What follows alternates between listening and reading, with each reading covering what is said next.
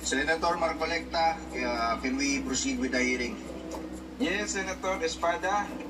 We will begin with our first contractor. Please take your seat, Ms. Shana Dismaya. Ms. Dismaya, for the record, please state your full name. Good morning, Your Honor. My name is Mrs. Shala Dismaya. Alam mo, Ms. Dismaya, bagay sa'yo yung pangalan mo. Yung first name mo na Shala, sosyal na sosyal. Yung forma mo eh. At yung last name mo naman na Dismaya, maraming mga Pilipino yung dismayado sa mga ginagawa niyo.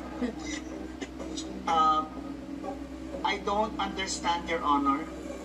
Mari ka pa. Senator, paki-explain mo nga.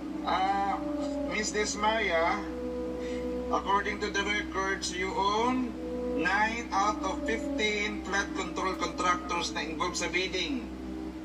At itong 9 companies na to, you are the COO. How is this possible? Your Honor, hindi po totoo yan. Ang hindi totoo. Ayan na nga, nasa record na sa lahat ng bidding ng mga flood control contractors. Ikaw ang nakapangalan na COO. Explain mo sa amin, paano nangyari yun? Huwag ka magsisinungaling. Your Honor, mali po yung nasa records nyo. Ano mali? Unang-una po, hindi po kami contractors. Construction po ang business namin. You mean construction ng flood control? Hindi po flood control, birth control po. Birth control? Bakit? Ano ba yung business nyo? Your Honor, we are the owner of Kaya Mo Pa Ba Motel. Nagko-construct po kami ng mga motel para may matuluyan yung mga mag-partners pag bumabaha. Birth control construction po. Birth control construction? Ano tong mga pinirmahan yung bidding? Hindi po bidding. Bedding po, Your Honor.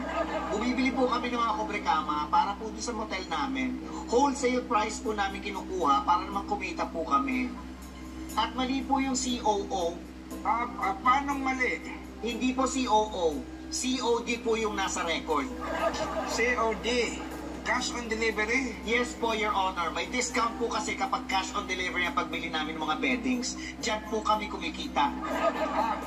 Senator, you mean to say mali itong nasa record natin? Kung mali